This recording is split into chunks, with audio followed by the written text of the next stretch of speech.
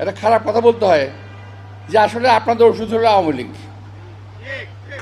ওদের কোনো ভদ্রলোকের সঙ্গে ওরা কাজ করতে পারবে না। আওয়ামী লীগ একটা অভদ্র দল, এরাও একটা অসভ্যের দল এবং ধর্ম বিকৃতকারী একটা দল। এরা মওদুদেবতায় বিশ্বাস করে, এরা ইসলামে বিশ্বাস করে না। এরা মুসলমান ধর্মে বিশ্বাস করে, যদিও মুসলমানের লিবাস আছে এদের। এই সমস্ত লোকগুলোর হাত থেকে দয়া করে বেঁচে থাকবেন। এরা বাসায় বাসায় যাচ্ছে, মা বোনদেরকে একা পায় বাসায়। আমার মা বোনরা, বাংলাদেশের মা বোনরা অত্যন্ত ধর্মভীরু এবং দুর্বল, তাই না? এখন যখন ডাক্তার সাহেবরা চলে আসে বাসা থেকে, আমরা চলে যাই বাড়ি থেকে, তখন 2জন 3জন মহিলা গিয়ে বাসায় ঢুকে এক গ্লাস পানি দেন, পানি খাবো বলে একটু কথাবার্তা বলে বসে।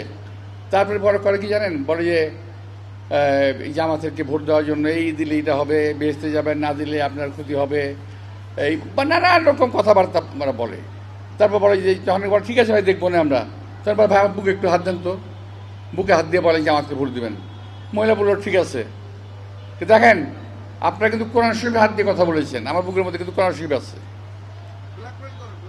কত বড় ধাপ্পা বাজেরা, বুকের ভিতরে কোরআন শরীফ আছে বলতেছে, মানে এখানে ছোট একটা কোরআন শরীফ কথা থাকে। হ্যাঁ, কোরআন শরীফ হাত দিয়ে বলছেন। তো এই ধরনের কথাবার্তা কাজকর্ম করতেছে। বাংলাদেশের লোক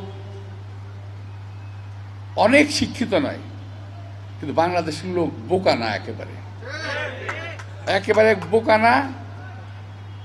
এদেরকে এইভাবে ধাপ্পা দেওয়া যাবে না।